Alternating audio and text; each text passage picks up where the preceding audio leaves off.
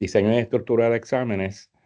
Los objetivos que pretendo cubrir hoy, vamos a describir algunos tipos de pruebas más comunes que se utilizan en la sala de clases, identificar las mejores prácticas al momento de construir una prueba, examinar qué tipo de ejercicio es el más adecuado según el tipo de aprendizaje que se interese medir.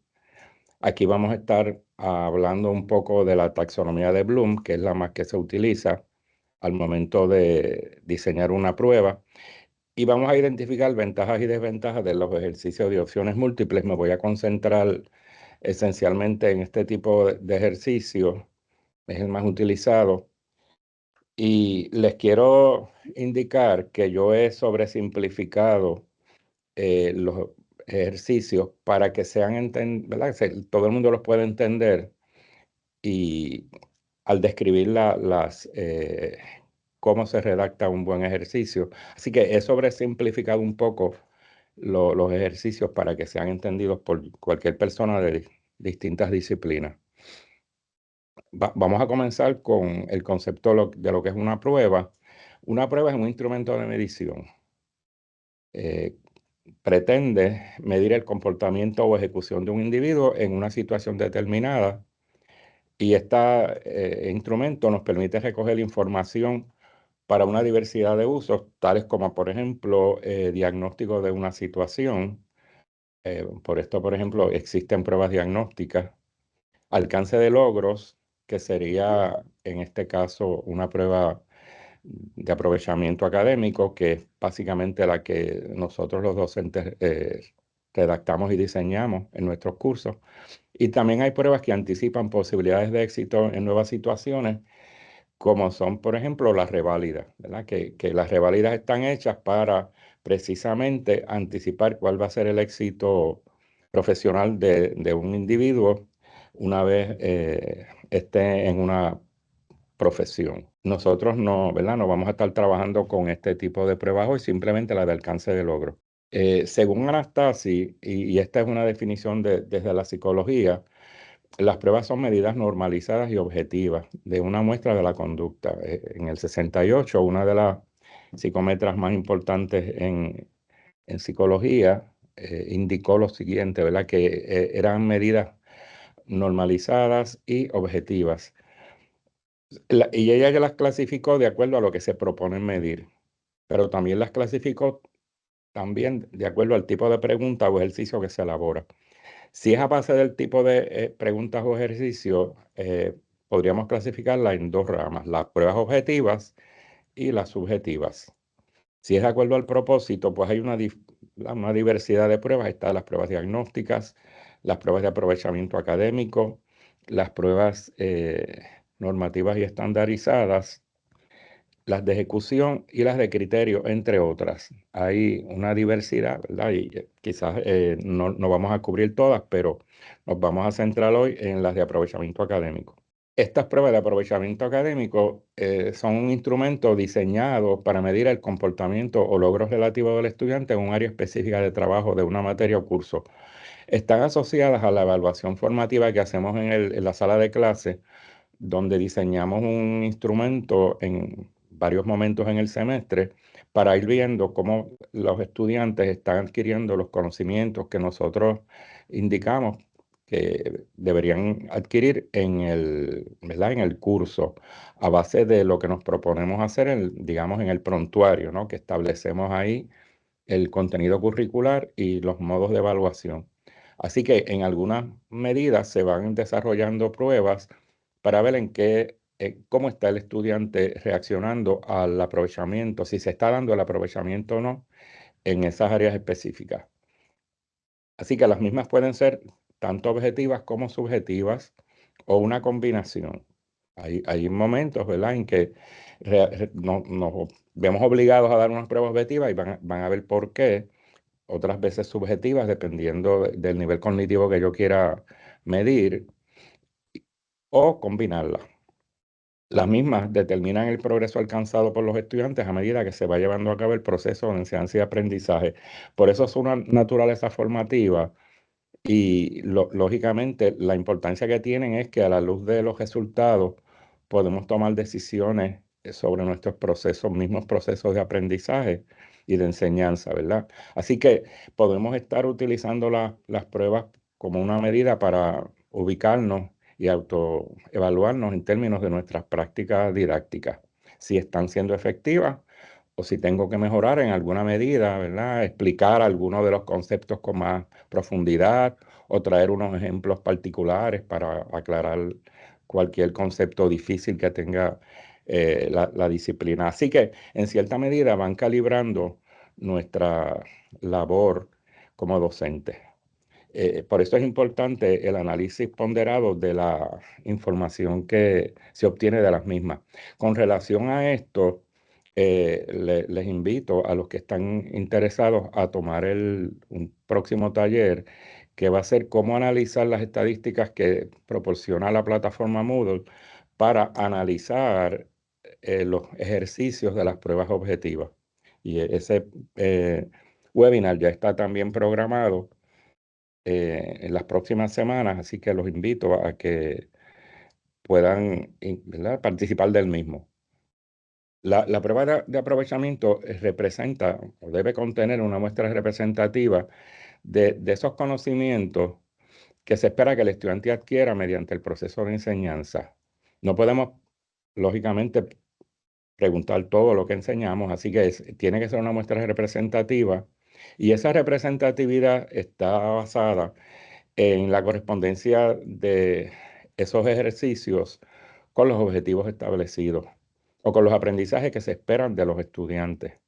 Así que tiene que haber una relación directa entre la pregunta que se formula en esa prueba y el contenido que se ha enseñado en los cursos. Eso está relacionado a un concepto psicométrico importante que es validez de contenido, que lo vamos a ver próximamente. La prueba debe ser válida en la medida en que representa de manera adecuada los contenidos que se enseñan. Una prueba bien construida provee información válida y confiable acerca del aprendizaje logrado por los estudiantes. Estos son dos conceptos sumamente importantes en el área de psicometría y es que una prueba bien hecha debe ser válida y confiable. Y esto lo vamos a estar viendo más adelante. Algunos principios generales para la construcción de una prueba de aprovechamiento. Incluir ítems apropiados para medir logros o resultados. En el área de psicometría se le llama ítems y ese concepto se utiliza en español, pero pueden utilizarlo también como ejercicios, ¿verdad? Aunque ejercicio quizás es un concepto más amplio, pero pueden ser ejercicios. Incluir ítems o ejercicios apropiados para medir logros o resultados. Abarcar ítems que representen todos los niveles del aprendizaje y a estos niveles voy a utilizar más adelante la taxonomía de Bloom, que es una taxonomía sobre el pensamiento, cómo se da el pensamiento desde lo básico hasta lo más complejo.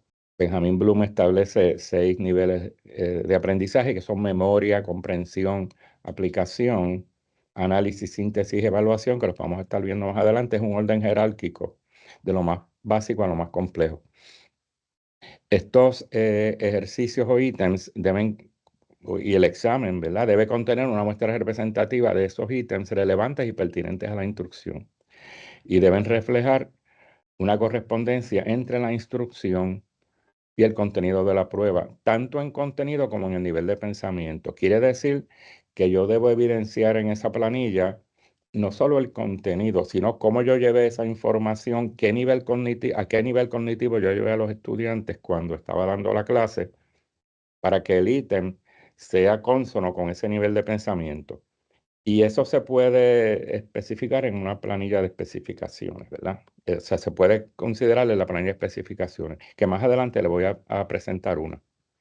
¿Qué es una planilla de especificaciones? Es un plan estructurado en forma de una tabla, como una matriz, donde se organiza el contenido que vamos a incluir en la prueba. O sea, yo puedo precisar ahí los temas, los subtemas, incluso los objetivos. Si uno estructura un plan de clase basada en objetivos, pues uno puede incluir ahí los objetivos, de tal manera que a la luz de esa estructura se enlace la enseñanza con la evaluación. y se debe realizar antes de construir la prueba, ya que sirve como guía para la elaboración y diseño de la misma. Y esa planilla de especificaciones es la evidencia de la validez de contenido de esa prueba. Así que es útil en la medida en que, primero, se puede compartir con los estudiantes la misma, y también en caso de que uno tenga que presentar evidencia de que algún estudiante que haga algún reclamo, de que, por ejemplo, se incluyeron preguntas que no estaban, de un material que no se discutió, pues uno tenga esa evidencia, para, ¿verdad?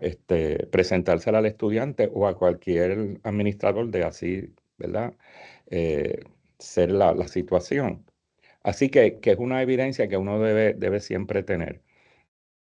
Los componentes de una planilla pueden ser los objetivos o los temas en una de las columnas, el nivel de pensamiento de la enseñanza, tratar de atar el nivel de pensamiento de ese tema o de las actividades que uno generó en la sala de clase. Y también puede incluir cantidad de ítems y valor y tipo de ítems. Le voy a presentar un ejemplo de una planilla que yo hago para el examen, para uno de mis exámenes, por ejemplo. Vamos a ver esta planilla que yo, trabajé para uno de los exámenes. Aquí tenemos, este examen contiene 39 ejercicios. Es básicamente el examen final del curso. Y aquí yo en la primera columna tengo el ejercicio o los temas, que hay en ese, en ese curso. Y lo que está entre paréntesis en el en la primera columna de ejercicio tema que dice M1 o 2 es que en mi curso, por ejemplo, de evaluación, yo tengo el curso estructurado en módulos y cada módulo tiene el objetivo, ¿verdad? Así que lo que está diciendo ahí es que esa pregunta de técnicas de assessment se encuentra en el módulo 1, objetivo 2. Ahí hay 5 preguntas, del objetivo 2 del módulo 1 del curso. Y así en la pregunta 6, el módulo 1, el objetivo 4. Así que el estudiante puede hacer referencia al objetivo, porque yo le doy a los estudiantes las primeras 2 columnas. De estas primeras 2 columnas yo se las doy al estudiante antes de dar el examen. O sea, estas primeras 2 columnas los estudiantes saben cuál va a ser el tema que se va a tratar en cada uno de los ejercicios para que, ¿verdad?, se les haga fácil estudiar. En este caso, yo, a base de la experiencia que tengo en la sala de clase y del acopio de información que yo recojo en el mismo, yo puedo determinar si el estudiante, cuando yo di ese ejercicio, le fue muy fácil cuando yo discutí el tema, ¿verdad? Así que yo pongo, por ejemplo, que esos primeros ejercicios, primeros 4, podrían ser muy fáciles para los estudiantes. Esta columna 3 es mi percepción sobre la temática, ¿ok? Que yo percibo, cuando doy la clase. Y yo básicamente, lo categorizo como muy fácil, fácil, mediana dificultad y difícil. Perdón, esos son, por ejemplo, los niveles que se utilizan en el College Board cuando se preparan ejercicios. Muchas de las compañías que preparan pruebas, que desarrollan pruebas, tienen unos niveles, de dificultad establecidos y teóricamente pues hay que ser en 4 niveles. Muy fácil, fácil, mediana dificultad y difícil. Así que yo básicamente hago esta hipótesis, ¿verdad?, inicial de cómo van a ser los ejercicios antes de darle el examen. La columna 4 es lo que, cuando yo hago doy el examen, se ofrece el examen, el estudiante lo contesta en Moodle, las estadísticas que me da la plataforma. Así que yo hago entonces una comparación entre mi, percepción del ítem y lo que realmente ocurrió, para, ¿verdad?, uno ir calibrando su enseñanza y ver si coincidí o no coincidí. En el caso de los que aparecen un poco sombreados, es que Por ejemplo, yo pensé que este ítem iba a ser muy fácil y resultó ser fácil. Bueno, de muy fácil a fácil lo que hay es un nivel, así que no me preocupa mucho. Me preocuparía cuando yo digo que un ítem quizás es fácil y salió de mediana dificultad o difícil.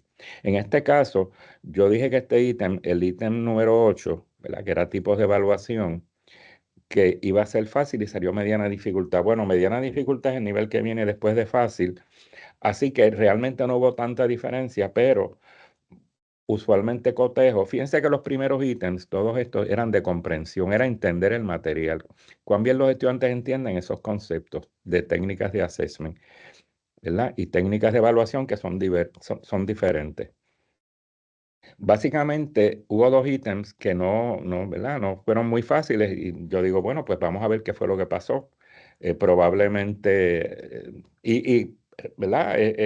Pasó juicio sobre el ejercicio mismo, la claridad del mismo, cómo eran los distractores, etcétera. Pero no veo mucho problema ahí porque fue de un nivel a otro nivel, ¿verdad? Fíjense que aquí yo indiqué que el uso de las técnicas, que ya era de aplicación, donde el estudiante tiene que aplicar en un nuevo contexto lo que aprendió, yo pensé que iban a ser fáciles, pero resultaron ser de mediana dificultad. No hay mucha diferencia entre, ¿verdad? Un nivel y otro, pero sí entonces determino cuál sería ¿verdad? El problema que hubo en este caso e incluso lo discuto con los estudiantes una vez recibo la información de la prueba. Aquí tengo uno que es el de tipos de pruebas, que era de comprensión, que yo hipoteticé que iba a ser fácil y resultó ser difícil. Y lógicamente este ejercicio, pues yo le presto atención particular para ver cuál fue la dificultad y qué del ejercicio los llevó a ellos a errar, ¿verdad? Así que me ayuda a tomar determinaciones para mejorar las pruebas. En este caso, este de mediana dificultad, ¿verdad? Resultaron ser difíciles, va de un nivel al otro, mediana dificultad, lo próximo es difícil, pues también hago una evaluación de los ejercicios a ver dónde fue que fallaron los estudiantes y por tratar de explicar por qué. Y claro, yo lo discuto con ellos y ellos a veces me dan luz. Y básicamente en este caso, si nos, ¿verdad? Podemos ver, el examen se mantuvo entre mediana dificultad y fácil. Dice la teoría psicométrica, que un examen debe ser de mediana dificultad tendiendo a fácil, no a difícil. Así que en este caso, este examen, pues, fue de mediana dificultad tendiendo a fácil. Creo que fue .70 el índice de dificultad del mismo. Así que no fue muy difícil el examen. Y entonces, pues, básicamente, pues esa es la información que yo recojo en esa planilla. ¿Ah? Así que la planilla me sirve a mí no solamente para confeccionar el examen, sino también para más adelante, si yo le incluyo el nivel de dificultad del ítem, pues me ayuda un poco a balancear el mismo, ¿verdad? Y a evaluarlo a la luz de los resultados que me da las estadísticas en Moodle. Muy útil para mejorar pruebas. Vamos a ver algunas consideraciones generales al planificar un examen. Primero hay que identificar los temas que se incluirán en la prueba. Hay que seleccionar aquellos objetivos más importantes que fueron trabajados en clase, considerar aquellos que son indispensables en el curso, el tiempo dedicado a la instrucción, porque el examen tiene que estar proporcional a ese tiempo dedicado a la instrucción.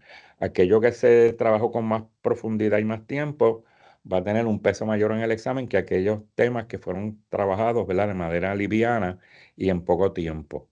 Así que eso es importante, considerar el tiempo dedicado a la instrucción, identificar el tipo de ítem más apropiado y la cantidad, considerar el tiempo disponible para la respuesta. Se espera, la teoría psicométrica dice que un ítem promedio, 40 segundos debe tomarle al sujeto en contestarlo, ¿verdad? Al sujeto promedio, 40 segundos. Algo también que hay que considerar aquí es los acomodos razonables.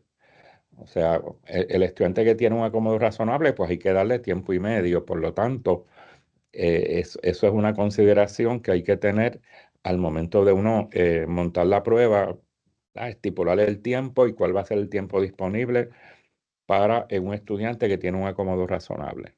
Aquí tenemos ese ejemplo de esta planilla, ¿verdad? Que básicamente es un resumen. Yo trabajé tipos de evaluación y los usos, técnicas de assessment y los usos, diseño de pruebas y psicometría. Eso recoge todos los 4 componentes de ese examen. Y básicamente los niveles de pensamiento se quedaron entre comprensión y aplicación. No había nada de análisis ¿verdad? De niveles altos de pensamiento, se quedaron en el nivel medio de pensamiento, que es comprensión y aplicación. ¿Por qué? Por la temática que se estaba trabajando en el examen, que es básicamente conceptos generales de la teoría psicométrica. Y entonces todos los ejercicios fueron de opciones múltiples, pero aquí podría, por ejemplo, uno decir, bueno, yo quizás trabajé también ejercicios de pareo o ejercicios de respuesta breve. Así que usted colocaría aquí el tipo de ítem que usted utilizó en ese examen. ¿Cuántos ejercicios y el valor, ¿verdad? Que en este caso cada pregunta era 2 puntos, pues cuánto ¿verdad? Tenía cada uno de los ejercicios. Esa planilla, tanto la planilla que les enseñé al principio como esta que es general, yo se las presento a los estudiantes antes de la prueba. Yo no le digo qué pregunta voy a incluir, pero sí, si ellos saben cuál es la temática que viene. Y eso es importante porque hay un principio ético en la evaluación, que es el principio de autonomía, que indica que hay que informarle al estudiante cómo está constituida la prueba. Eso es parte de uno de los principios éticos. Eso es vamos a tener un conversatorio también aquí, donde estarán presentes el doctor Luis Joel Donato y la procuradora del estudiante va a estar también, Corali, creo que se llama. Va a estar presente, vamos a tener un conversatorio sobre aspectos éticos en la evaluación y yo voy a estar presentando cuáles son los principios éticos en el proceso evaluativo, y uno de ellos es el principio de autonomía, que es el que el estudiante tiene que conocer cómo va a ser evaluado, y hay que especificar en cada vez que se va a evaluar cómo va a ser, ¿verdad? El examen, cómo va a ser el instrumento de medición que se va a utilizar. Eso es un derecho que tiene el estudiante. Este proceso educativo en que nosotros estamos involucrados, pues ustedes saben que implica un proceso de planificación desde que estructuramos, digamos, la plataforma ¿verdad? Yo establezco mi modelo de Moodle de acuerdo al proceso educativo que yo pienso llevar, y se lo explico a los estudiantes, centrado lógicamente en los prontuarios, que son un compromiso institucional que hacemos con el estudiante de cuál es el contenido que se va a incluir en el mismo. Esa planificación produce unos procesos de enseñanza y de acuerdo a las temáticas que vamos a desarrollar, qué estrategias, qué actividades que voy a generar en esa sala de clases para el logro de esos objetivos, y lógicamente está bien centrada también en el aspecto evaluativo. El aspecto evaluativo ayuda también en el proceso, es un proceso cíclico porque la evaluación me ayuda a la planificación, ¿verdad? A tomar decisiones en la marcha sobre qué estrategias yo debo mejorar o qué yo debería estar, eh, in- ¿verdad? ¿Qué otras actividades podría incorporar para enriquecer ese mismo proceso? Así que es un proceso cíclico que se da en la sala de clases, donde no hay un comienzo ni un final, ¿verdad? Empezamos por el proceso de planificación, pero todo está conectado porque yo puedo volver a planificar a la luz de los resultados de la evaluación. Este es el modelo que yo les había indicado, que es ¿verdad? El modelo eh, de pensamiento de Benjamin Bloom, que va desde lo más básico, que es la memoria o conocimiento, luego la comprensión, la aplicación del conocimiento, el proceso de análisis, el proceso de síntesis, que no es otra cosa, ¿verdad?, que la creación, y el proceso de evaluación, que es la emisión de juicio. Esta presentación se les va a hacer llegar a ustedes, así que van a tener acceso a ese modelo. eh, y, ¿verdad? Lo pueden utilizar porque el modelo no solamente me presenta cómo se da, ¿verdad? El aprendizaje desde el punto de vista de esta teoría, sino que también me provee una diversidad de actividades que yo puedo utilizar y me define, ¿verdad? Tiene algunos de los términos que se pueden utilizar de los verbos, para redactar objetivos de aprendizaje. Así que es un esquema bastante útil a los docentes. Se los voy a hacer llegar. Esto nosotros lo usamos mucho cuando yo dirigía la Oficina de Evaluación del Aprendizaje y dábamos talleres aquí en el recinto. Así que sí, tiene un doble uso. Primero, para poder ver cuál es el nivel cognitivo en que yo estoy trabajando ese tema, pero también me ayuda a desarrollar objetivos y actividades de aprendizaje. Vamos a hablar de las pruebas objetivas. Las pruebas objetivas son aquellas cuyos ejercicios o preguntas tienen solo una respuesta precisa y en las que el juicio u opinión del docente en nada afecta o influye en la respuesta de los estudiantes. Debe ser una respuesta precisa, correcta, ¿verdad? En este tipo de ejercicios tenemos los ejercicios de llenar blancos, los pareos, cierto falso o verdadero falso, selección múltiple o opciones múltiples, cualquier pregunta que haya una definición o todo tipo de ejercicio en que la contestación o respuesta conlleve enumerar o señalar un dato o hecho. Eso se considera una prueba objetiva. Aquí los ítems que incluye presentan una situación usualmente estructurada donde quien la contesta tiene que responder seleccionando alternativas, como lo sería, por ejemplo, en unas opciones múltiples, como lo sería en un pareo, o proporcionando una contestación corta o breve, como lo es, por ejemplo, en respuesta breve, podría ser, digamos, en llena blanco, eh, orden cronológico, ¿verdad? Cualquiera que sea. El valor obtenido o la puntuación asignada a esta respuesta es independiente del juicio de la persona que corrigió o asignó las puntuaciones. Una vez se asigna la puntuación del ejercicio, pues uno no, ¿verdad? No es como una pregunta abierta que uno, pues, puede tener un nivel de subjetividad al asignar puntuaciones a la misma. Aquí no, aquí simplemente eso tenía un valor de 2 puntos, estuvo mal, pues no lo sacaste, ¿verdad? Tiene 0. Así que es o correcto o incorrecto.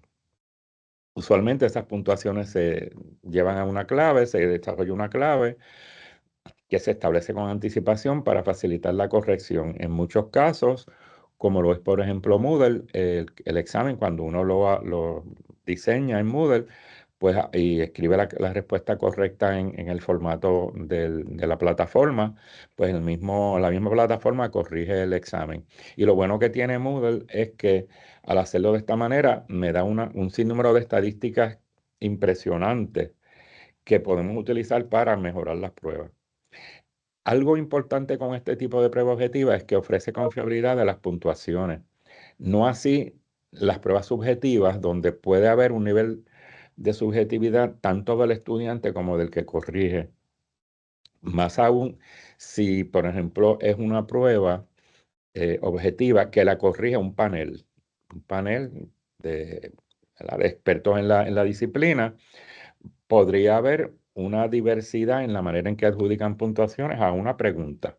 Así que no hay mucha consistencia interna en términos de la adjudicación de puntos. En una prueba objetiva, pues la confiabilidad la calcula el mismo sistema utilizando unas consideraciones psicométricas particulares, porque hay todo un montaje estadístico en el análisis de ítems.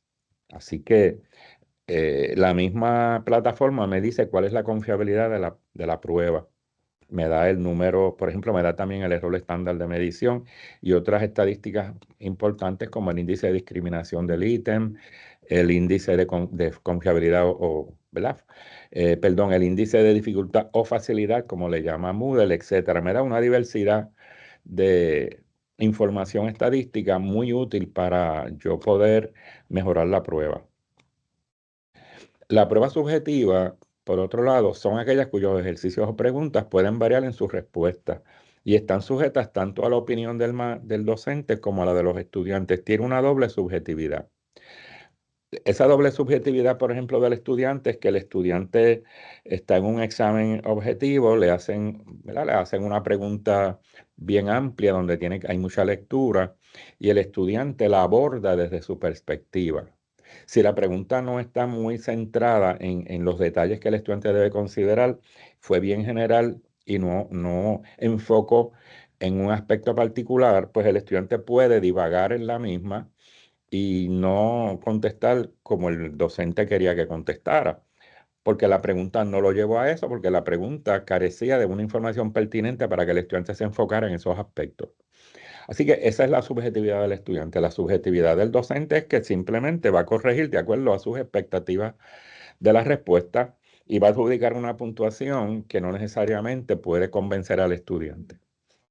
Así que aquí en este tipo de prueba tenemos los ejercicios de preguntas abiertas, preguntas de ensayo, en donde el estudiante redacta un ensayo, solución de problemas, análisis de situaciones, interpretación de casos, entre otras. ¿Cuál es la importancia de este tipo de pruebas? Porque estas pruebas son adecuadas para medir destrezas complejas de pensamiento, tales como el análisis, la síntesis y la evaluación, que probablemente las pruebas objetivas no lleguen a medir esos niveles de pensamiento de alto nivel, ¿verdad? Escasamente las pruebas de opciones múltiples, lo más que pueden llegar si el ítem está bien estructurado es análisis, pero no se puede medir síntesis porque síntesis es un proceso de creación y evaluación pues es emisión de juicio y en una prueba de opciones múltiples donde hay una respuesta correcta, pues es esa respuesta y nada más, ¿verdad? Así que en este sentido, pues por eso es que muchas veces hay que combinar las objetivas con las subjetivas para alcanzar niveles altos de pensamiento. ¿Alguna pregunta hasta aquí?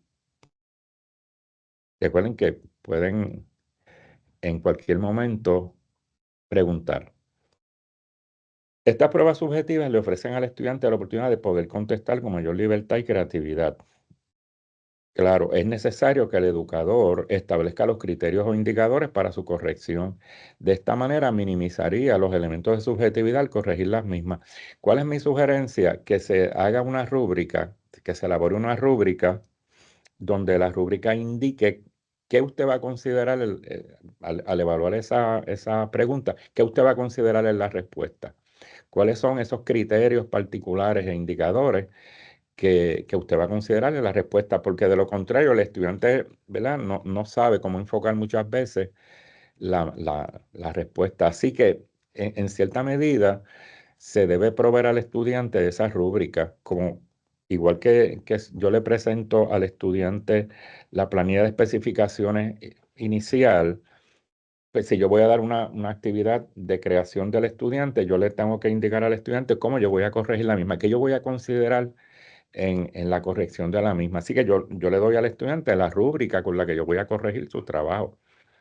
De esta manera se está minimizando esos elementos de subjetividad que el estudiante es el que puede, ¿verdad?, salir perjudicado al enfocar sus respuestas desde otra perspectiva. Y esto de nuevo, al hacer esto, estamos cumpliendo con el principio ético de la autonomía, la importancia que se tiene que dar a que el estudiante debe conocer cómo va a ser evaluado en todo momento. Y eso desde el primer día que nosotros discutimos el prontuario, que decimos cuáles son las maneras que nosotros vamos a utilizar para corregir esos trabajos, se debe hacer en cada actividad que se genere en la sala de clase. Es responsabilidad del docente mantener informado al estudiante sobre cómo va a ser evaluado. Recuerden cumplir con el principio ético de autonomía. A manera de resumen, los ejercicios objetivos requieren que los estudiantes emitan una respuesta única, puede ser seleccionada o redactada, de manera, ¿verdad?, bien precisa y corta. En las abiertas o subjetivas, se espera que en este tipo de ejercicios los estudiantes presenten argumentos, elaboren una respuesta o solucionen un problema. ¿Qué tipo de ejercicio se debe usar? Bueno, eso dependerá, ¿verdad? Cuando uno va a hacer un examen, pues del tipo de aprendizaje que se interese medir. Si yo me quiero quedar en los niveles bajos, pues usualmente debo redactar ejercicios de tipo objetivo. Si yo quiero llegar a niveles altos de pensamiento, la creación, el análisis, la evaluación, donde el estudiante emita juicio, argumente, pues lógicamente tengo que hacer preguntas abiertas. También de la metodología de enseñanza, cómo yo enseñé ese material en clase, qué metodología yo utilicé. Yo me quedé, ¿verdad?, en comprensión y aplicación o llegué a niveles altos, pues lógicamente tengo que ajustarla a la metodología porque la prueba tiene que, ¿verdad?, tener una correspondencia entre los modos de enseñar y los modos de evaluar. También del contenido curricular. Hay contenidos curriculares que son de memoria. Por ejemplo, pienso en una clase de química donde el docente quiere saber si los estudiantes pueden asociar un símbolo con el nombre de un compuesto, o si el docente quiere saber si el estudiante conoce, ¿verdad?, las familias que hay en la tabla periódica. Pues usualmente dan preguntas eh, objetivas, ¿verdad?, de memoria. Pues eso dependerá del contenido curricular. Así que estamos hay que hacer un análisis de todo esto para saber qué tipo de examen se va a diseñar.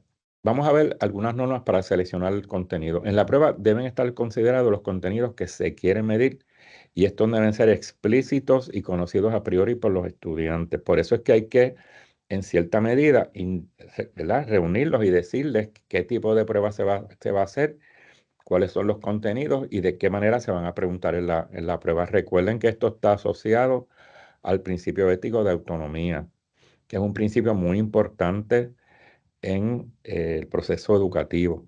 Las preguntas deben referirse a los aspectos más importantes del contenido curricular. No deben preguntarse aspectos triviales del contenido, sino lo esencial. El número de ejercicios o de ítems para cada aspecto del dominio deberá ser proporcional a la importancia de los contenidos a ser evaluados, y para eso consideremos el tiempo que le dedicamos a explicar esos contenidos. Aquellos contenidos que se le dedicó más tiempo deben aparecer en mayor cantidad en la prueba, y aquellos que se le dio menos tiempo deben aparecer en menor cantidad. Algo que les quiero decir a ustedes es que si ustedes van a incluir, que mi recomendación es que no lo hagan, ¿verdad?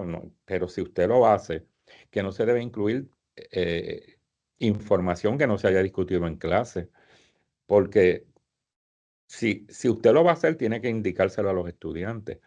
Pero el problema es que si los estudiantes tuvieron preguntas cuando leyeron ese material y el docente no tuvo la oportunidad de interactuar con el estudiante para corregir algún error conceptual que el estudiante tuviera, pues entonces está perjudicando al estudiante.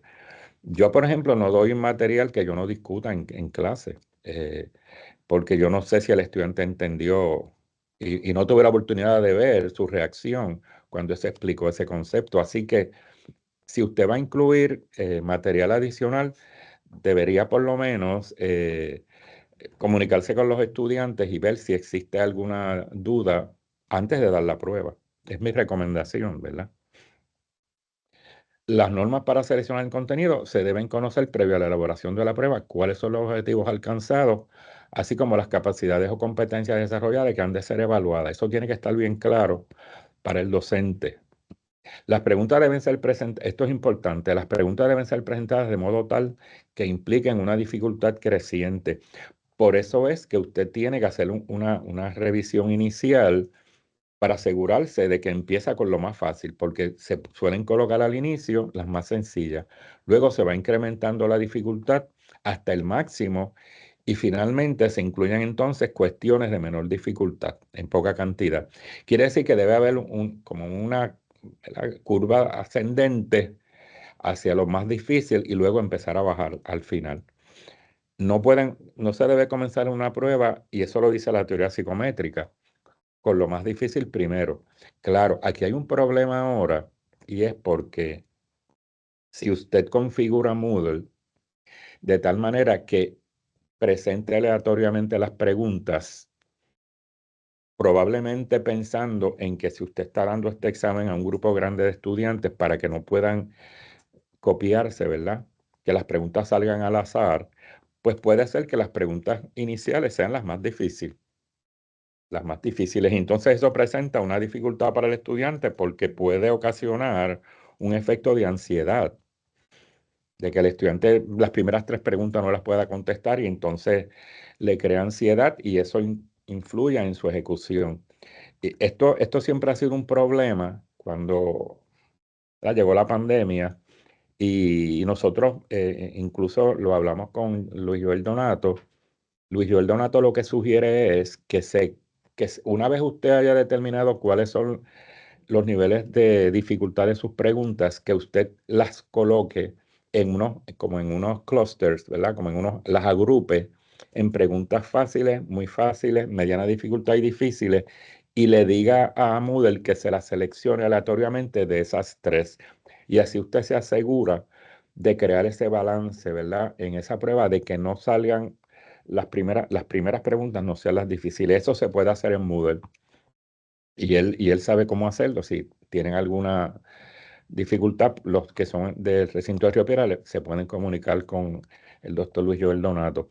Porque, ¿verdad? Vimos que muchas veces, y de hecho eso causó muchos problemas también al principio, en cuando la pandemia, en el recinto, porque había profesores que no se percataron de que, por ejemplo, si usted tenía una gráfica y de la gráfica había 3 preguntas que seguían a esa gráfica, al usted aleatorizar las preguntas, puede ser que salga una pregunta antes de la gráfica y le diga de la gráfica anterior, ¿cuál es el día que más llovió? Y entonces usted dice, pero ¿de qué gráfica? Si no hay ninguna gráfica, ¿verdad? No se percataron de esa dificultad y tuvieron muchos problemas al inicio, porque preguntas que estaban atadas a digamos, a una figura, si era, por ejemplo, de una reacción química, y le hacían 3 preguntas de esa reacción química, pues podría ser que las preguntas salieran antes que el dibujo, y entonces le causaron muchos problemas. Así que esos problemas que pueden surgir, tengan cuidado cuando usted aleatoriza las preguntas de un examen para que salgan, ¿verdad?, a cada estudiante de manera diferente. Eh, Conviene que las pruebas, especialmente las departamentales, si son pruebas departamentales, sean sometidas a la opinión de expertos. Esto es que se discuta con otros colegas de la asignatura o especialistas en psicometría. Yo he tenido la experiencia de colaborar con los profesores de química orgánica bastante, y de hecho hemos hecho investigaciones sobre las pruebas de química orgánica, someterla al escrutinio, ¿verdad?, estadístico, y básicamente ellos me llamaban para que yo les evaluara las pruebas. Yo tuve la oportunidad de trabajar con la doctora Rosita Betancur y Lorel Muñoz, e hicimos también, ¿verdad? Publicamos sobre los usos de las pruebas en el curso de química orgánica, a base de unos objetivos terminales que ellas tenían. Y entonces evaluábamos las pruebas, o sea, y veíamos cómo salían los estudiantes y cuáles eran los errores conceptuales más comunes, etcétera, para poder mejorar el proceso de enseñanza-aprendizaje. Así que es útil que uno evalúe sus pruebas, y de esto pueden surgir también proyectos de investigación. ¿Ok?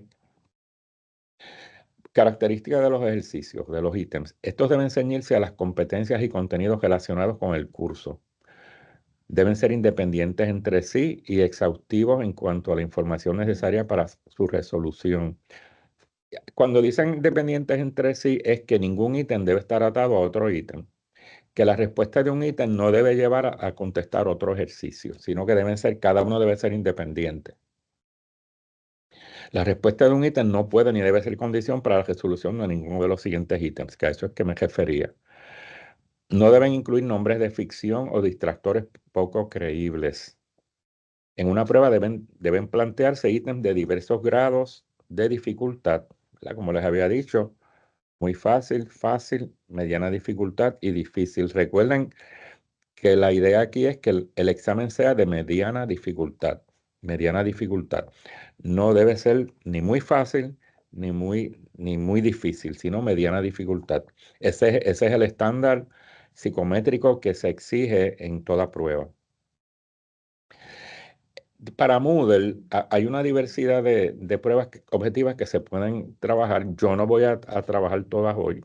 solamente voy a trabajar la de ejercicio de opciones múltiples, selección múltiple, pero esta respuesta alterno-binaria, que es cierto o falso, Moodle se pueden trabajar ese tipo ¿verdad? De ejercicio de correspondencia, pareo, ejercicio de respuesta breve, menciones, llena blanco. Moodle tiene ¿verdad? Para llenar blancos, ejercicio de selección múltiple y de ordenamiento, orden de sucesos. Casi todos estos ejercicios, Moodle presenta las estadísticas. Las mejores estadísticas son las que dan los ejercicios de selección múltiple, porque hay varias opciones, ¿verdad? De las cuales el estudiante puede seleccionar la correcta. En el caso de cierto o falso, pues para poder ser una prueba que tenga alta confiabilidad, se requiere un número alto de ítems. O sea que si es una prueba de cierto o falso, pues debería ser más de 50 ejercicios. Y si usted va a combinar esos ejercicios con otro tipo de ejercicio, pues la prueba podría ser, ¿verdad? Muy difícil, porque lo mínimo que se requeriría para que tenga buena confiabilidad es 50, ya que en el cierto o falso hay una alta probabilidad de adivinar la respuesta, ya que son solamente dos opciones.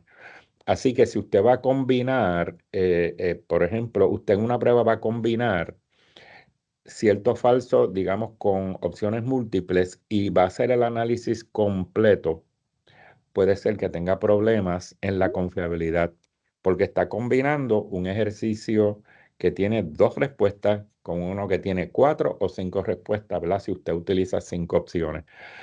Así que mi recomendación es que si usted va a tener una prueba de cierto o falso, la separe de la prueba de opciones múltiples, porque las estadísticas va a combinar esas estadísticas de ambos modelos, y probablemente va a tener malas estadísticas. Eh, Algunos tipos de Moodle, ¿verdad? Moodle tiene para opciones múltiples, puede ser una contestación o varias, puede tener la opción de más de una respuesta.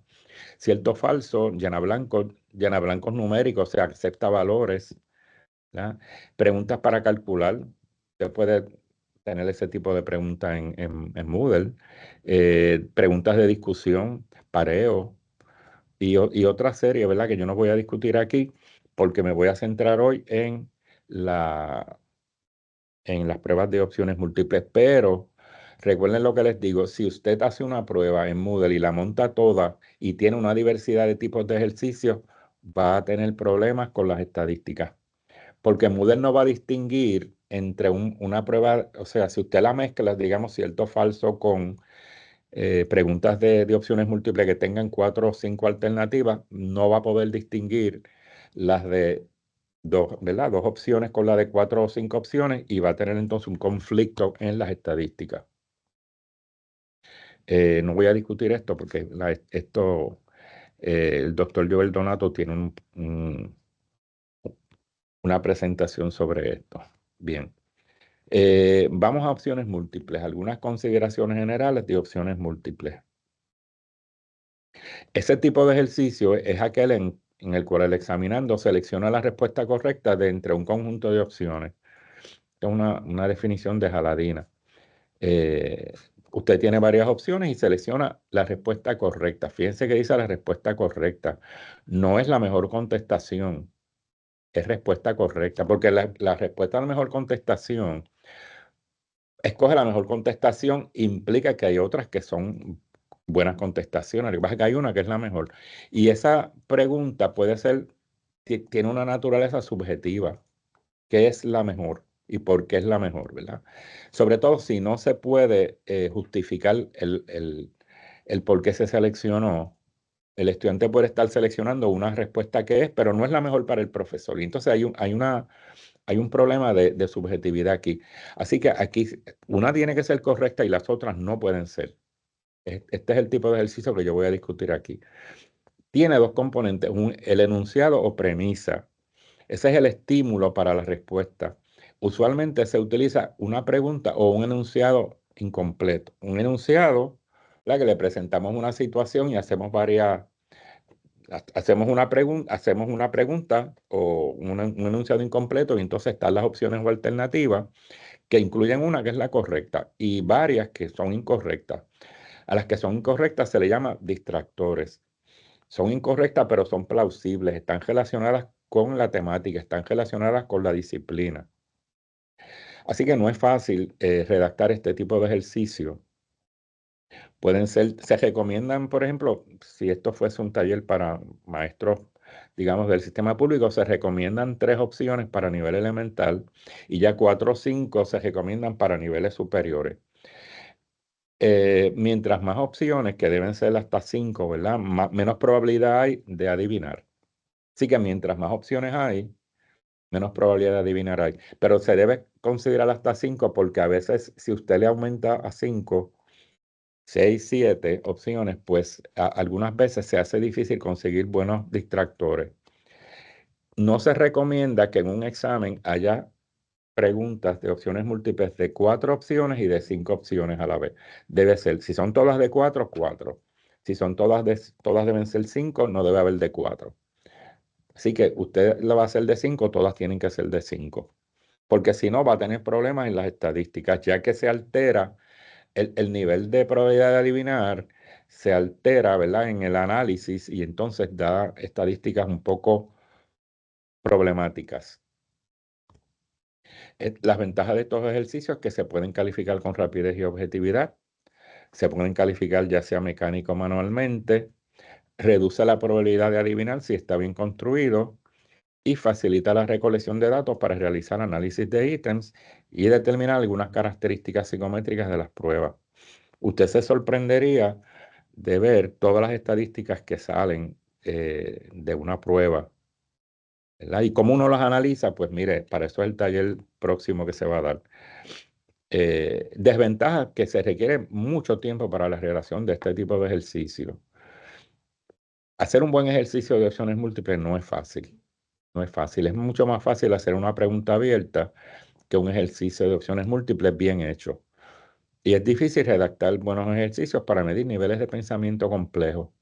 No hay manera de hacer ítems de síntesis y evaluación eh, porque no se puede llegar a esos niveles, porque la evaluación requiere argumentación, presentación de evidencia, y en un ítem de opciones múltiples, pues simplemente es la respuesta correcta, ¿verdad? La premisa o enunciado debe ser clara y breve.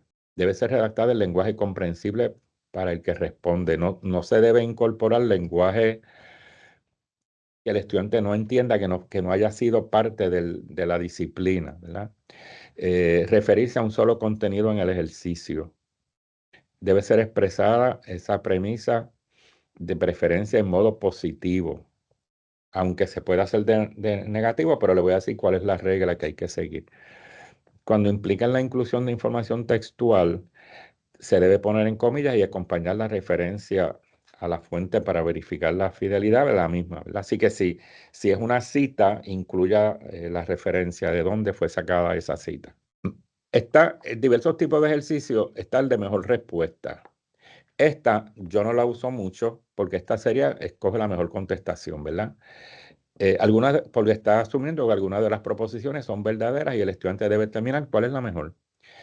Por ejemplo, ¿cuál de las siguientes expresiones ilustra mejor la relación entre presión y volumen de un gas ideal? Pues si usted se fija, la A dice, la presión y el volumen varían en forma inversamente proporcional en determinadas condiciones. La presión y el volumen varían en forma inversamente proporcional si la cantidad de sustancia no cambia. La presión y el volumen varían en forma inversamente proporcional si la temperatura y la cantidad de sustancia son constantes. La presión y el volumen varían en forma inversamente proporcional si la temperatura es constante, ¿verdad? Si ustedes se fijan, la C y la D se parecen. eh, Se parecen. Lo que pasa es que la D no incluye la cantidad de sustancia y la C sí, ¿verdad?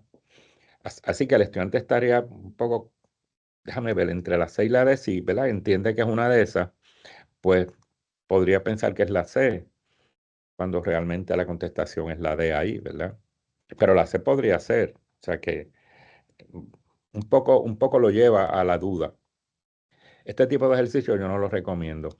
Miren este otro. Este es otro ejercicio que tiene ahí dos moléculas y dice, utiliza la imagen anterior para contestar el siguiente ejercicio. Y este ejercicio yo lo traigo de muchas pruebas que yo he evaluado, ¿verdad?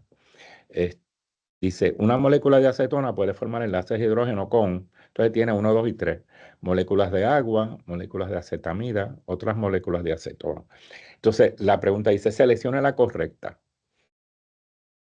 Bueno, con relación, ¿verdad? A si es uno, dos o tres. Entonces, empiezan a combinar uno solamente, dos solamente, tres solamente, uno y dos, uno, dos y tres. Y ese tipo de pregunta tiende a confundir a los estudiantes. No se recomienda este tipo de ejercicio tan complejo, ¿verdad? Porque causa mucha incomodidad al estudiante, sobre todo si el estudiante no está muy claro en el... Y en ese caso, ¿verdad? Tendría que ver la figura no está clara y puede ocasionar problemas. Este tipo de ejercicio yo no lo recomiendo. ¿Ok? Entonces aquí tenemos otro, ¿verdad? Que los traigo de exámenes, o sea, estos son de exámenes reales. Con respecto a la siguiente estructura química, que es el calciferol o vitamina D2, entonces dice, ¿verdad? Están sombreadas, hay unas indicadas unas regiones, 1, 2 y 3. Entonces dice, las regiones 1, 2 y 3 son todas hidrofílicas, las regiones 1 y 2 son hidrofílicas, la región, o sea, empieza a combinar una serie de términos que confunden, ¿verdad? Sí, se puede usar, ¿verdad? Usted decide, pero son problemas, se han estudiado este tipo de ejercicios y tienden a ser de los más difíciles para un examen. Si usted empieza con estos ejercicios en un examen, y el estudiante no puede manejar los mismos, va a tener una ansiedad increíble que va a incidir en su desempeño en el examen. Así que considere si los va a incluir, porque yo no voy a decir que no los pueden usar, ¿verdad? Dejarlos para el final. ¿Ok? Vamos a ver ahora algunas reglas para la redacción de ejercicios. Y aquí es que yo les traigo ejercicios sencillos para que puedan entender el concepto de las reglas. O sea, son ejercicios simples, no están contextualizados, ¿verdad? En un contenido bastante profundo, académico, sino que sencillos para que lo puedan entender. Son ítems que han tenido problemas y que le voy a decir cuáles. Cada ítem, lo primero que dice es, cada ítem de selección múltiple debe consistir de una sola idea o un solo tema. O sea, aquí no se pueden mezclar temas.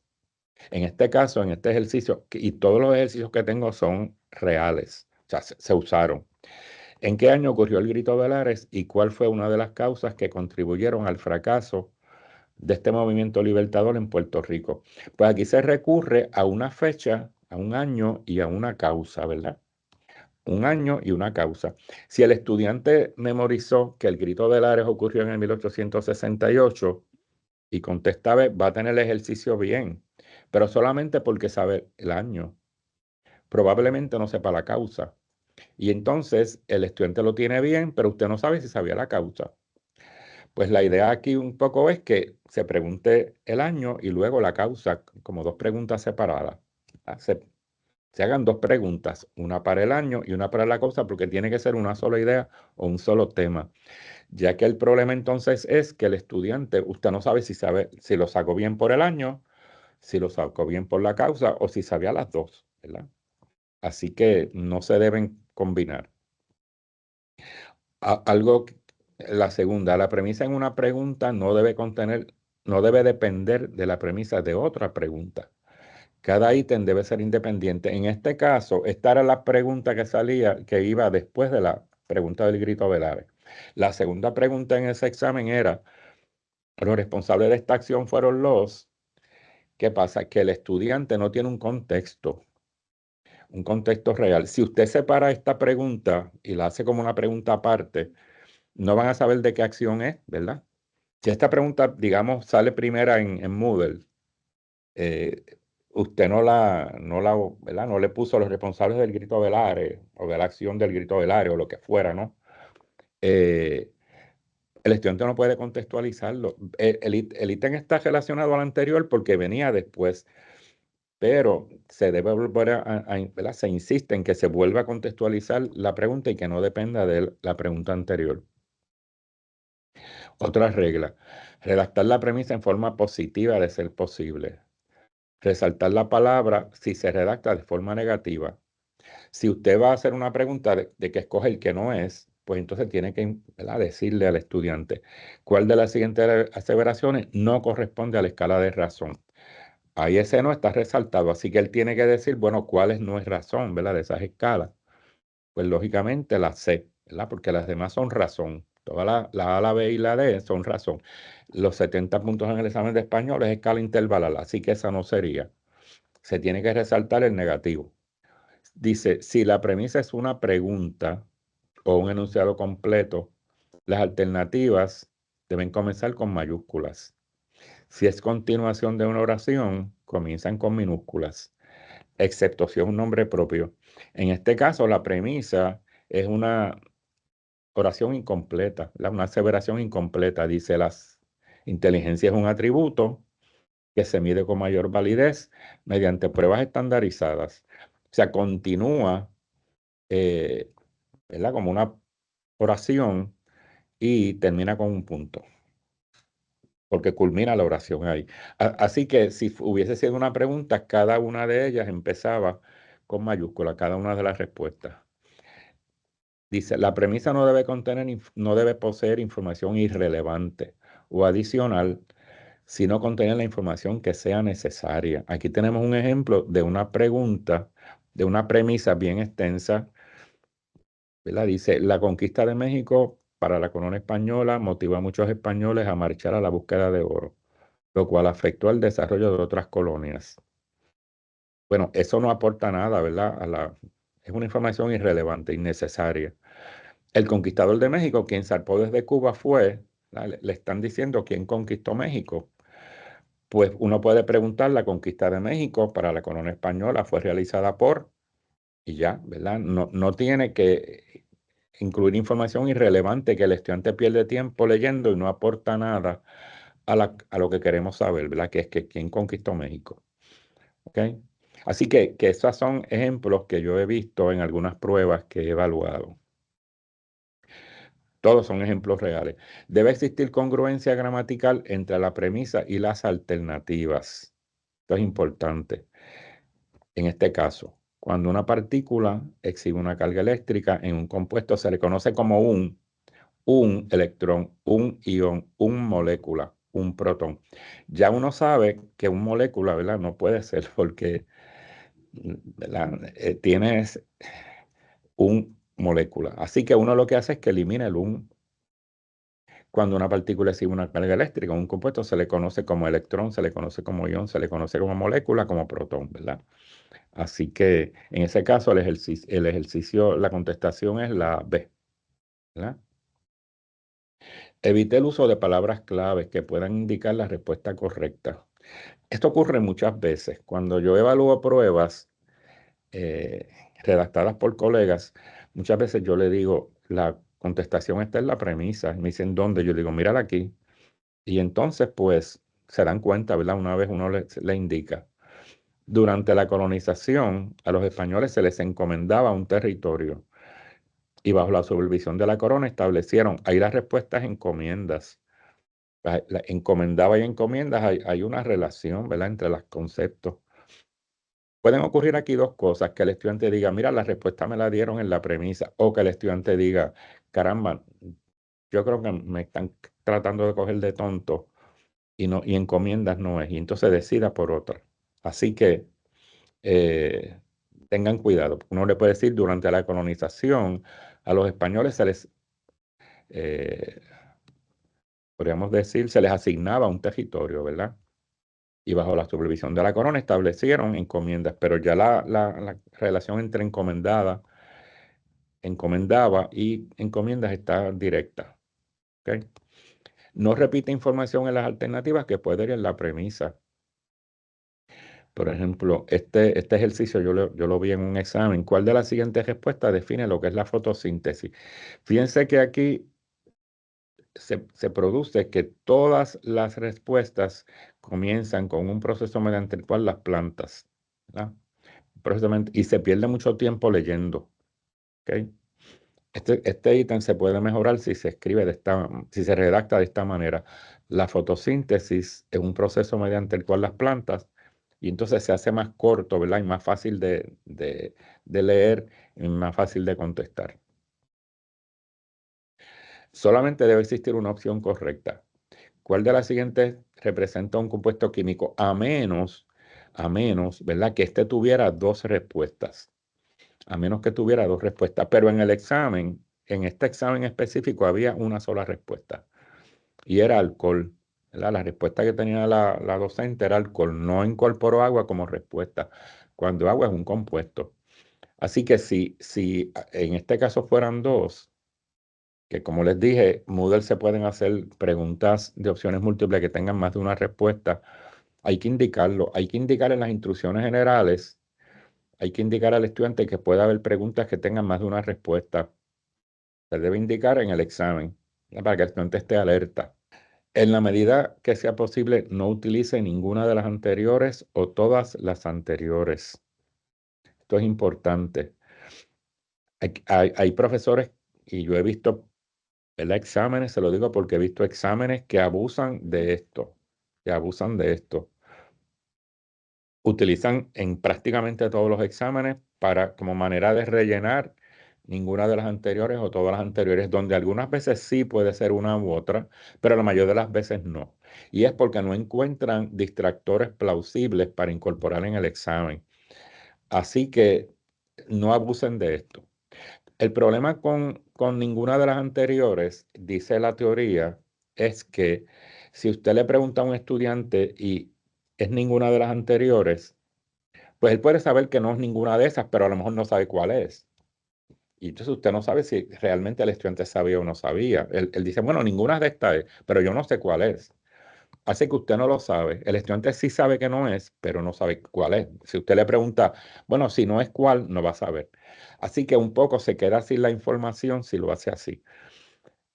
Así que tenga cuidado. Yo no les puedo decir no las use, pero si las va a usar, no, no llene su examen de este tipo de respuestas. Todas las alternativas deben ser atractivas y corresponder al mismo contexto o situación. Aquí se preguntó quién fue el líder que logró la concesión de la Carta Autonómica para Puerto Rico a finales del siglo XIX.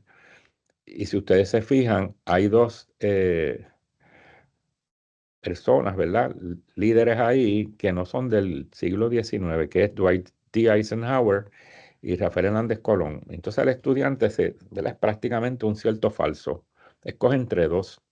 Si no supiera, escoge entre dos, entre Ramón Emeterio Betance y Luis Muñoz Rivera. Así que contextualice, ¿verdad? A personajes y líderes de ese momento histórico. ¿Preguntas hasta aquí? No. Debe mantener su uniformidad en la extensión de las alternativas u opciones.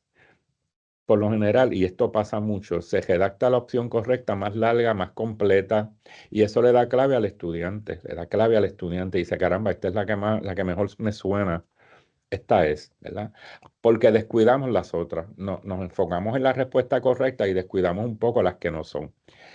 Evite que información de un ítem le dé la clave al estudiante para contestar otro ejercicio dentro de la prueba. Esto ocurre mucho, que de pronto escribimos un ejercicio que me contesta otro, ¿verdad? Cuando las alternativas indican cantidades o fechas, deben colocarse en orden ascendente. Esto es ¿verdad? Para que haya una consistencia en las opciones, pero el problema aquí es que no solamente en un examen usted puede aleatorizar las preguntas para que salgan en el examen, sino también puede aleatorizar las respuestas. Y al hacer esto, pues esto no se cumple. Así que yo no tendría ningún inconveniente con eso, ¿verdad? Eso lo dice la regla, pero se puede obviar en un examen en que usted también quiere aleatorizar las respuestas. Alterne la posición de la opción correcta. Aquí lo que estamos diciendo es que no se cree una clave que los estudiantes puedan descubrir. Claro, en un examen de Moodle que usted va a aleatorizar tanto las preguntas como las respuestas, pues no tiene que preocuparse por esto, ¿verdad? Porque el Moodle mismo es el que se los va a aleatorizar. En el caso de, como les dije, de que usted tenga alguna figura o alguna modelo o alguna fórmula. Tenga cuidado, ¿verdad? Cuando las aleatorice, porque puede ser que le salga la pregunta antes de la figura o del modelo. Así que eso tiene que considerarlo al pedirle a Moodle que aleatorice. Y además, también recuerden que puede salir la pregunta más difícil primero que las preguntas fáciles. Eso se puede obviar. Entonces, vamos a ver algunos ejemplos sencillos, porque he tratado de simplificar esto para que puedan, de memoria, comprensión, aplicación y análisis, para que vean la dinámica del ejercicio. Este es un ejercicio de memoria. Este ejercicio simplemente uno lee la premisa y trata de inmediatamente llevar la respuesta. Dice, la ética describe al ser humano principalmente en términos de su desarrollo físico, moral. Ya ahí en moral uno se detiene, ¿verdad? Porque hay una conexión entre ética y moral. Posiblemente ni vayamos más allá, aunque leamos intelectual, emocional, mental, pues simplemente sabemos que la respuesta es moral. O sea que es una pregunta que si se dio en la clase de filosofía, por ejemplo, se habló de ética, pues el estudiante ya puede hacer una conexión entre ética y moral. Así que es prácticamente memoria, es una pregunta que se contesta fácilmente, no requiere mucho tiempo, ¿verdad? Vamos a ver una de comprensión. Y vamos a ver cómo cada vez que tengamos más nivel cognitivo, vamos a tener que elaborar un poco más la premisa para poder llegar a nivel más alto, ¿verdad? Aquí dice esta, según el educador brasileño Pablo Freire, la educación bancaria, ya tengo que hacer la conexión que me dijo Freire sobre educación bancaria, ¿verdad? ¿Qué dice? Pues es un tipo de educación integrada, fomenta el aprendizaje cooperativo, contribuye al desarrollo del pensamiento crítico, contribuye a la liberación del educador. Es una pedagogía de carácter autoritario. Bueno, la educación bancaria precisamente, según lo describe Freire, es una pedagogía donde el docente es el que sabe ¿verdad? Acumula información en el estudiante. Así que es una pedagogía de carácter autoritario. Yo soy el que sé y yo te voy ¿verdad? Tú vas a aprender de mí. Yo voy a depositar mi conocimiento en ti. Todas las demás, ¿verdad? Son parte de la teoría de Freire, de educación para la liberación. Así que, por lo menos aquí en esta, hay que entender cuál era el pensamiento de Freire para poder contestar la pregunta, ¿no? Y fíjense que se dejó para el final. Ese es otro truco que se hace. A veces se deja para el final para que el estudiante tenga que ir viendo ¿verdad? Comprendiendo cada una de ellas. Vamos a ver una de aplicación. Lógicamente, esta, si se fijan, tiene más información. Te dan una premisa, que es una onda que se propaga en una cuerda, causa que a la misma tarde 0.5 segundos en subir y bajar. ¿Cuántas oscilaciones realizará la cuerda en un segundo? Pues ya aquí el estudiante tiene que recurrir a un modelo quizás, tiene que recurrir a una fórmula, tiene que recurrir a descomponer eso, ¿verdad? Déjame ver, la onda se tarda 0.5 segundos en subir y bajar, y eso es una oscilación. ¿Cuántas oscilaciones harán en un segundo? Pues 0.2 segundos más, ¿verdad? Que es para que me dé un segundo, serían 2 oscilaciones. Así que tiene que hacer una relación, que hace una proporción. Puedo hacer un dibujo, puedo hacer, ¿verdad? Una onda moviéndose, subiendo y bajando, 0.5 segundos, 0.5 segundos a 2 oscilaciones. ¿Ok?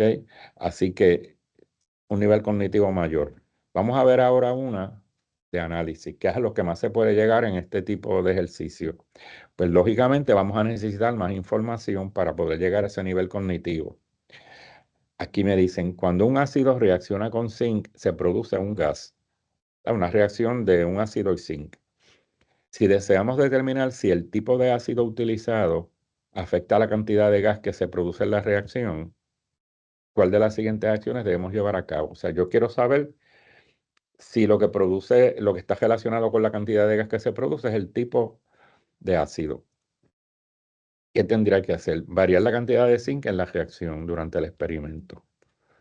Bueno, si varió la cantidad de zinc, no me está diciendo nada ahí de los ácidos, ¿verdad? Así que no creo porque lógicamente sí, va a producirse más gas, pero es el tipo de ácido lo que yo quiero, ¿verdad? La variable que yo quiero estudiar y no aparece ahí. Usar un solo tipo de ácido y variar la cantidad del ácido, bueno, pues sí, pero voy a variar la cantidad del ácido, pero voy a hacer usar un solo tipo de ácido, así que no creo que eso, ¿verdad? Me lleve a nada. Así que voy a hacer, usar distintos tipos de ácido, la misma cantidad del ácido. Eso me suena lógico. Vamos a ver la próxima. Variar la cantidad y el tipo de ácido de la reacción. Bueno, si varío la cantidad, pues estoy manipulando otra variable. Así que la lógica es usar distintos tipos de ácidos, pero la misma cantidad, mantener ese como control. Así que fíjense que hubo un nivel de pensamiento donde yo tuve que llegar al análisis para poder contestar la pregunta. El nivel cognitivo, pues tuve que hacer, ¿verdad? Unas conexiones, ver lo que es una variable control, una variable independiente y manejarla en el contexto de la situación para poder llegar a la respuesta versus las anteriores que fueron, ¿verdad? Más fácil contestarla. Así que se puede llegar a nivel de análisis, pero tenemos que estar bien claros en cómo vamos a hacer la aseveración para llegar a ese nivel. Requiere más información ¿verdad? Mayor estructura en la confección del ejercicio. Vamos a ver algunas consideraciones específicas. Redacte cada ejercicio sobre un contenido específico y un nivel de pensamiento. Recuerden que esto les va a ayudar para la planilla. Mantenga el contenido esto es a manera de repaso. Mantenga el contenido de los ejercicios de forma independiente el uno del otro. Nunca conecte un ejercicio con otro. Evite ejercicios muy específicos o muy generales. Evite ejercicios relacionados con opiniones y evite los ejercicios capciosos. Nunca haga un ejercicio con el propósito, ¿verdad? De que el estudiante le presente dudas. O sea, trata de que el ejercicio simplemente esté relacionado con el contenido discutido en clase, pero no pretenda, ¿verdad? Tratar de coger al estudiante en alguna cosa ilógica. ¿Ok? El formato. Usa el formato que mejor se adapte a lo que se quiere medir, ya sea pregunta, aseveración incompleta, la combinación de ambas, como vimos en el ejercicio de análisis. Acomode los ejercicios en forma vertical. Esto está hablando de las opciones, ¿verdad? No ponga, por ejemplo, A, B, C, D, sino que las A, B, C, D hacia abajo, ¿no? Un ejercicio debe aparecer en la misma página, ¿no? Con todas las opciones. Esto es cuando se imprime, si usted lo va a dar en impreso. E indica el valor de cada ejercicio porque esto es importante para el estudiante. Si hay un ejercicio que tiene más peso que otro, usted se lo tiene que indicar al estudiante. Siempre he escuchado que de las 4 alternativas, uno debe incluir dos que son totalmente incorrectas. Una correcta y una incorrecta, pero plausible. ¿Esa distribución es incorrecta? No, se puede. Como la de... Sí, pero debe tener algo que la hagan y que no sea. Porque si él me dice que es plausible, plausible que esté relacionado con el tema, pero que tenga, que haya algo en la premisa, en la opción que no sea, o sea, que se descarte, que se descarte. En la medida de lo posible, la psicometría lo que dice es, ¿verdad? Los que recomiendan es que si usted tiene 4, que 3 no sean, que estén relacionadas, pero no pueden ser. Porque en la medida en que esté relacionada y pueda ser, pues lo hace ambiguo. Puede crear una ambigüedad. Si usted cree, o sea, si puede ser, pero hay algo, pues ya no es, ¿verdad? Ya hay algo que la descarta, pues lógicamente no es. Pero si puede ser, eh, mi, puede ser que las dos las considere como correctas. Esa puede ser una opción porque puede haber una que tenga dos opciones, ¿verdad? Así que yo en mis exámenes no puedo, o sea, la que es y las otras no son, para evitar esa ambigüedad. Esto lo decide el docente. Redacción de las opciones. Déjeme ver, yo discutí esta. No. Asegúrese de que las instrucciones del enunciado o premisa estén claras. Incluya la idea central en la premisa en lugar de las opciones. No incluya más información de la necesaria. Y redacte con sencillez y corrección porque recuerde que el estudiante está tomando una prueba que usualmente va a estar tensa, y si usted escribe una palabra, ¿verdad?, que el estudiante no conoce, que no es, le puede ocasionar ansiedad. Y el estudiante puede ser que no conteste porque no entendió esa palabra, ¿no?, o esa frase. En la redacción de las opciones, utiliza la cantidad apropiada hasta 5. Asegúrese de que tenga solo una respuesta correcta. Varíe la posición de la clave o de esa respuesta correcta. Acomode las opciones en orden numérico lógico. Recuerden que les dije que si usted las coloca en orden numérico, como yo hice con aquella que aparecía 1, 2, 3, 4, ¿verdad? En la de la onda, pues si yo aleatorizo también las opciones, no va a quedar en orden numérico. Y pues si usted lo quiere hacer, pues no hay problema. Mantenga las opciones homogéneas en contenido, quiere decir que sean de un contenido similar, ¿verdad? Que sean opciones plausibles, pues sean de la temática que se discutió. Mantenga la extensión de las opciones aproximadamente igual. Usted puede tener, por ejemplo, dos opciones de una extensión parecida y dos de otra extensión parecida, dos largas, dos cortas. Pero no escriba la opción correcta bien extensa y las otras cortas, porque le puede dar la clave al estudiante. Escriba las opciones en forma positiva, evite los negativos. Si los usa, tiene que resaltarlos. Evite usar ninguna de las anteriores o todas las anteriores. Redacte distractores plausibles. Y para esto use los errores típicos de los estudiantes para redactar los distractores. Evite usar términos demasiado inclusivos, tales como nunca, siempre, único, entre otros. Vamos a hablar un poco de los pareos, ¿verdad? Ítem de correspondencia. Estos usualmente constan de 2 columnas o componentes y se los doy porque usted los puede trabajar en Moodle. A veces son muy útiles. Esas 2 columnas, la columna de la izquierda, la que va a la izquierda, contiene las premisas extensas y la de la derecha las respuestas. Vamos a suponer que usted está hablando de las funciones de los órganos, pues las funciones irían a la izquierda y la respuesta correcta va a la derecha. ¿Verdad? La respuesta corta, por ejemplo, la función del corazón y corazón, la función del riñón, riñón. No al revés. No al revés, porque el estudiante al leer de izquierda a derecha va a leer toda la definición de la función y entonces buscar la respuesta. Que si usted las cambia, el estudiante lee corazón y entonces va a tener que leer todas, como se lee de izquierda a derecha, por lo general va a tener que entonces leer todas y pierde tiempo. Ese tipo de ítem es muy útil para explorar conocimientos sobre datos relacionados, asociaciones. Tienen que ser asociaciones o relaciones, palabras con definiciones, símbolos con nombres, fechas con eventos, personas con obras, ¿verdad? Por ejemplo, países con sus capitales. No se puede en un ejercicio en este caso sería pareo, mezclar temas. No se permite mezclar temas. Tiene que ser un tema común, o sea, una asociación común para que el estudiante no se confunda. Las ventajas, pues también que pueden ser corregidos de manera rápida y objetiva. Es más sencillo prepararlo que los ejercicios de opciones múltiples y permite medir una gran variedad de conocimientos, especialmente de asociaciones.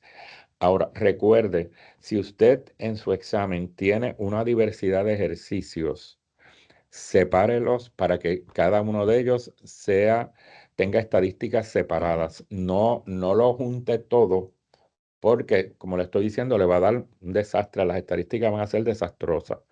Y entonces no va a tener la evidencia psicométrica para poder determinar la calidad de examen que usted está presentando. Mi sugerencia es que los separe.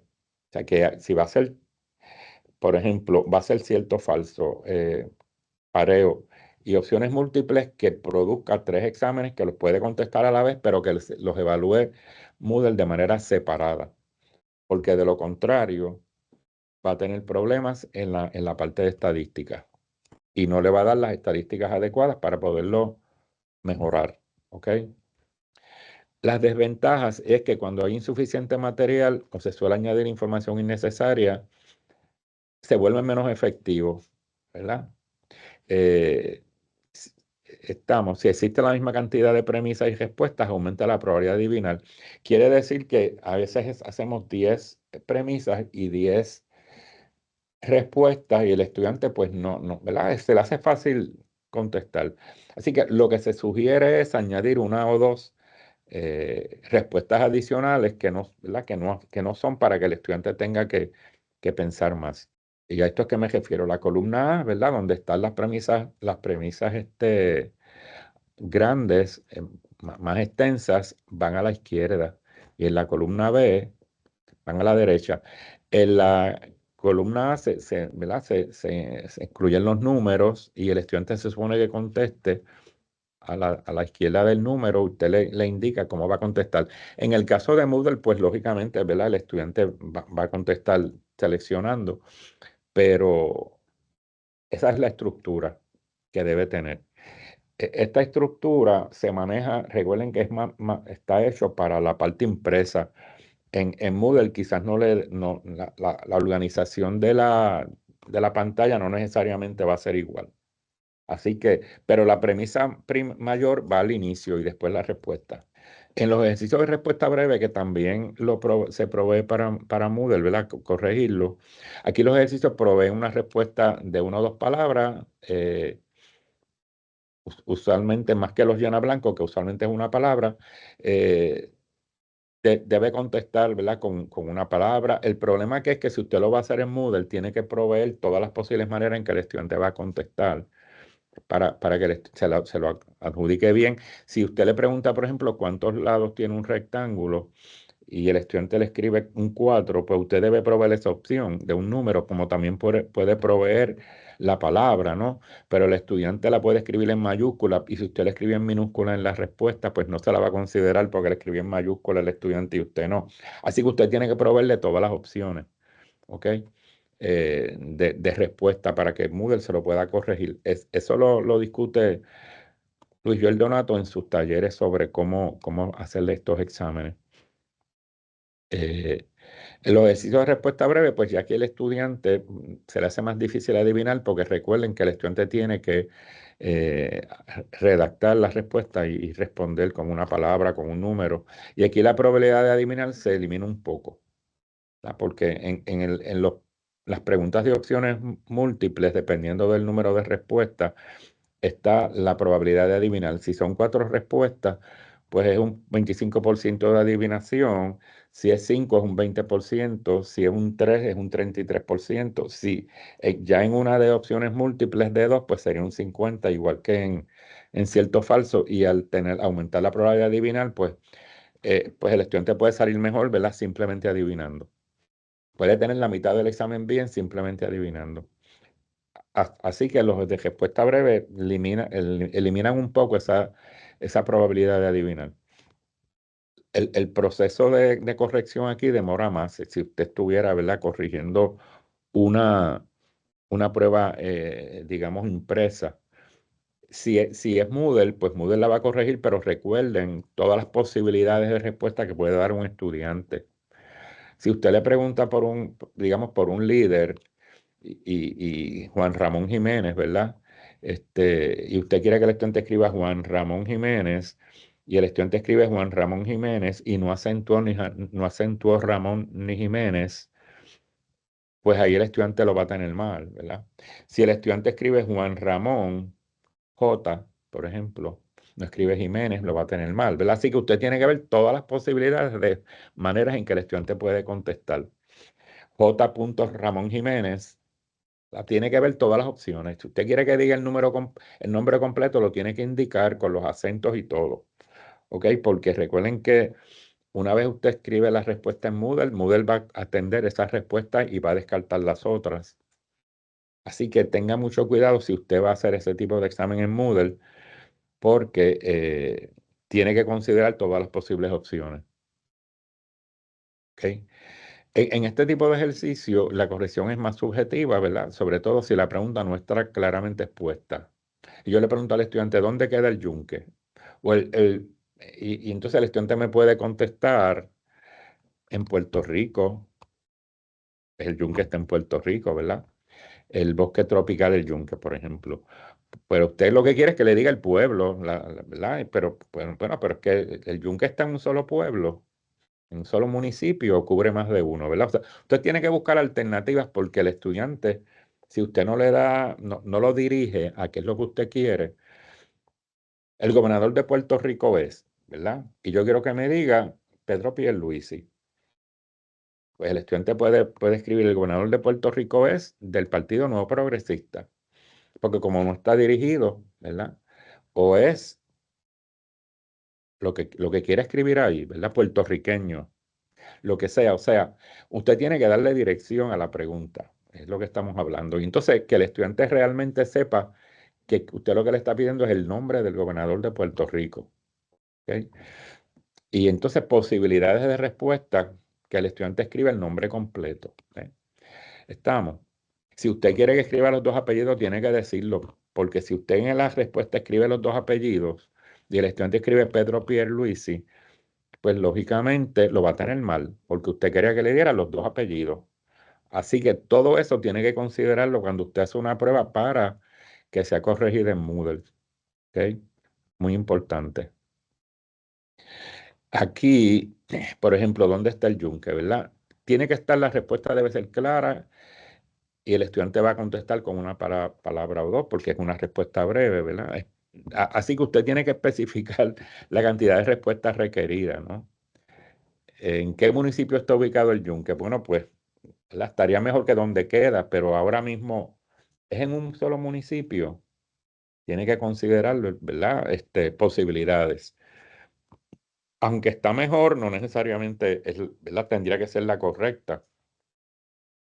¿Qué significa el término reptil? Reptil, pues fíjense que ahí es una pregunta que se contesta probablemente como una oración. Si usted va a usar esta pregunta, por ejemplo, para Moodle, imagínense toda la posibilidad de respuesta que usted va a tener. Así que, aunque mencione dos características de los reptiles, es mejor, quizás para corregir en un examen impreso es más fácil que corregirlo en una plataforma como Moodle, porque ahí dependerá de lo que escribe el estudiante. Así que consideren todas estas problemas que podríamos tener cuando diseñamos una prueba para una plataforma.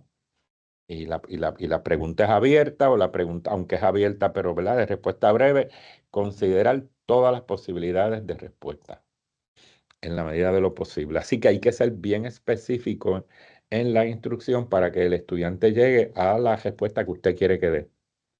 Esto es bien importante que lo consideren cuando usted utiliza una plataforma de gestión de aprendizaje como Moodle para diseñar su prueba. En esto, el doctor Luis Joel Donato tiene un taller que discute muy bien este tipo de ejercicio. Miren, vamos ahora a ver lo que es la puntuación en un examen, que es ese puntaje que el estudiante saca, esa nota, como la llamamos, ¿verdad? Esa puntuación, que es, en teoría clásica de la medición, ese X0 es el valor observado, el que sacó el estudiante. Pero esa puntuación está constituida de dos componentes. El valor real teórico del estudiante, que nunca lo sabemos, más un error, más un componente de error, ¿verdad? Ese componente de error es aleatorio, un error aleatorio que yo no lo sé, pero yo lo puedo calcular para la prueba. Miren qué interesante. No se calcula para el estudiante, pero se calcula para la prueba. Ese error puede provenir de muchas fuentes, de fuentes internas o fuentes externas. Vamos a hablar de algunas fuentes internas del estudiante. El estudiante le da ansiedad cuando toma un examen y esa ansiedad provoca que el estudiante no ejecute como él espera, porque hay personas que tienen ansiedad hacia las pruebas y sudan, ¿verdad? No se concentran, sobre todo si la primera pregunta del examen es la más difícil y pues el estudiante entra en pánico y eso afecta. Pues eso es un error interno del estudiante. El estudiante llegó enfermo ese día, pero tenía que coger el examen porque no hay repetición, pero está enfermo, ¿verdad? Tiene debilidad, no se concentra bien. Eso es un error, un componente de error que incide en la puntuación del examen. Puede ser, por ejemplo, un error de que el mismo examen tenga errores. La pregunta no era clara, era confusa, docente no abordó sobre la misma, pues eso, el error viene de la prueba, ¿verdad? Externo al estudiante. Eso nunca lo sabemos, pero sí se calcula un, un índice de lo que le llaman el error estándar de medición, que es de la prueba completa, ¿verdad? Y esa prueba, ese error estándar de medición lo da Moodle. Y cuando yo dé el taller, ustedes, ¿verdad? Los que estén van a ver que eso no puede ser mayor de 6 o 7 puntos. Si es mayor de 6 o 7 puntos, la prueba tiene problemas de estructura, ¿verdad? Interna. Así que ese error, si usted no utiliza un análisis psicométrico, usted nunca se va a enterar de que su examen tenía error estadístico, ¿verdad? Se llama error estándar de medición. Así que el que usa las plataformas de gestión, como lo es Moodle, y da un examen objetivo, ve cuál es el error estándar de su prueba, además de que ve la confiabilidad. Y usted puede utilizar eso para calibrar su examen y ver, ¿verdad? Si ese error estándar de medición, pues, cómo es con relación ¿verdad? A la totalidad de los que tomaron la prueba. Y eso es importante que lo entendamos, que nunca se mide un estudiante de manera absoluta, que siempre hay un componente de error en cada puntuación que tiene el estudiante. Algunos análisis que podemos realizar es estimar el delta de cada ejercicio y de la prueba en su totalidad y calcular el índice de dificultad. Usted lo puede hacer si usted, ¿verdad? No usa Moodle. El índice de dificultad es fácil, que es cuántos estudiantes obtuvieron bien el ítem en total de estudiantes. Si de 20 estudiantes 10 lo obtuvieron bien, pues el índice de dificultad es 10 entre 20, punto 5. Punto 5 indica que el ítem es mediana dificultad, ¿verdad? Tirando un poco a difícil. Si 90 lo sacaron bien, perdón, si 9 lo sacaron bien de 10, pues es punto 90. O 18 de 20, punto 90. Pues el ítem es muy fácil. Así que se puede calcular el índice, usted lo puede calcular, pero lo bueno que tiene Moodle es que se lo calcula. Le calcula que sería lo que se llama el delta, ¿verdad? El ítem, el índice de dificultad es la proporción de personas que responden correctamente al ítem entre la totalidad. ¿Ok? Simplemente es dividir el número de personas que lo contestó correctamente entre el total de personas que lo contestó. Se expresa como un decimal o como un porcentaje. ¿Ok? Si lo sacaron bien, por ejemplo, 15 de 80, pues es, por ejemplo, 19% nada más. O sea, el ítem es bien difícil. Esto sería una manera de interpretar eso, ¿verdad? Mayor o igual a .90, muy fácil. Entre .89 y .61, fácil. Entre .40 y .60, mediana dificultad, y menor que .40, ¿verdad? Menor o igual a .39, pues difícil. Así que así usted puede calibrar sus ejercicios. Esta es la interpretación que usted puede hacer si usted lo calcula, ¿verdad? Cada vez que usted da un examen, usted crea una plantilla de cada ejercicio y entonces lo puede, ¿verdad? Calcular y de saber más o menos. Recuerden que el examen debe estar entre .40 y .60, cerca de .60, porque debe ser mediana dificultad tirando a fácil. No puede ser .41, .40 porque está tirando a difícil, ¿verdad? Y entonces este tipo de examen pues perjudicaría a la mayor parte de los estudiantes. Así que usted debe tener mucho cuidado cuando usted da un examen, porque si usted no calcula los índices de dificultad, pues usted no sabe si usted está penalizando a los estudiantes con el examen. Sobre todo si sus exámenes, o si usted simplemente da nota de exámenes nada más. Así que esto implica que tenemos que hacer una ¿verdad? Introspección sobre nuestras prácticas evaluativas, que no vayamos a estar penalizando a los estudiantes. Esto es a manera, ¿verdad? General. Esta es la que utilizan las compañías que hacen pruebas. Las compañías que hacen pruebas utilizan lo que se conoce como la escala delta, que va de 6 a 19, donde 6 es un ítem fácil y que lo puede contestar cerca del 95% de las personas, y un ítem, por ejemplo, de dificultad 19, solamente lo pueden contestar 5% de las personas. Así que entre 12 y 14 estarían los ítems de mediana dificultad. Y por ejemplo, College Board, sus índices de delta deben estar entre 13 y 12. Entre 13 y 12. Deben estar, o sea, 12.4, 12.5, lo más 12.5. Si es 12.6, iría a 13 y ya estaría solamente el 50%. Si el examen fuera, ¿verdad? El índice de dificultad total del examen fuera 13, pues implica que el examen solamente lo aprobarían el 50% de las personas que lo toman. Así que la idea un poco es llegar a mediana dificultad lo más cerca de 12. ¿Okay? El estándar de la industria de pruebas exige a las corporaciones que presenten estadísticas sobre la dificultad de ¿verdad? De sus pruebas para poder tener claro cómo se van a usar. Así que en este caso, en el caso, ¿verdad? De usted, si va a utilizar la anterior, pues digamos la anterior, ¿verdad? Pues que el ítem más o menos esté cerca de .60. La dificultad del ejercicio, ¿verdad? De cada uno de ellos. Con esto finalizo la presentación.